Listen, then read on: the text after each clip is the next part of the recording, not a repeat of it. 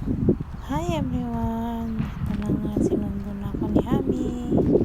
So, samahan nyo kami. Mamimili ng kung ano-ano mga gamit para sa work niya.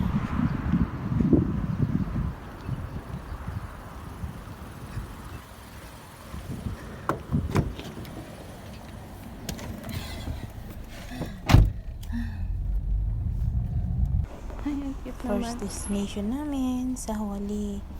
Wala si Habi, nag-iikot-ikot. Habang nagmimili si Habi, ako na may umiikot, nagtitingin-tingin. Tingin lang sa mga items. Kasi wala tayong budget. Ang sarap bumili kung may budget, oh. Ang gaganda. Nagawi nga ako sa mga glass. Nakita ko yung paborito ko. Ang gusto kong bilhin ang wine glass. So, chinek ko ang price. Oh my God. Isang glass nagkakahalaga ng 10 KBN. It means, sa Pilipinas, sa pera natin sa Pinas, 1,900 sa isang glass lang. Kaya binitawan ko na. So, hinahanap ko si Habi kung nasaan na. Pababain siya pataas. Hanggang Ngayon, naisip babalik kong na naman ako sa bumaba. taas. Pagbaba ko sa escalator, Para nakita lang ko ako na naglaro. siya pataas. Parang naglalaro lang ako na to. Na siya naghihintay. Ayun si Habi naghihintay sa taas.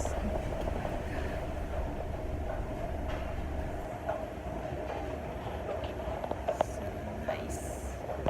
After Hawali, nagpunta naman kami sa Swig para bumili ng mga item para sa pato. Ang gaganda ng mga gamit dito. Kung pwede lang sanang bumili at ipadala sa Pilipinas. Ang gaganda talaga ng mga item.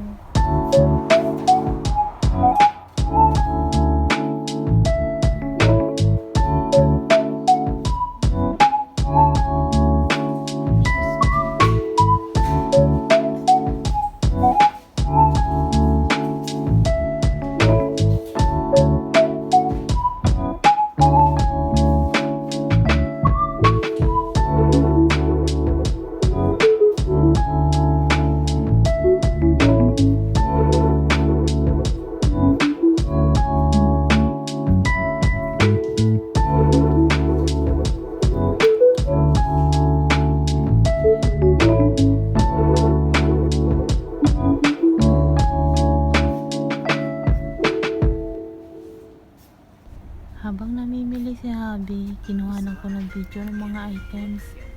Ang gaganda kasi.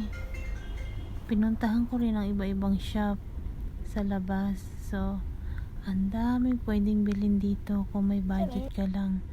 Umabot din kami sa bilihan ng grouting, sa bilihan ng trolleys, hanggang dito na nga na nag-selfie-selfie na lang ako.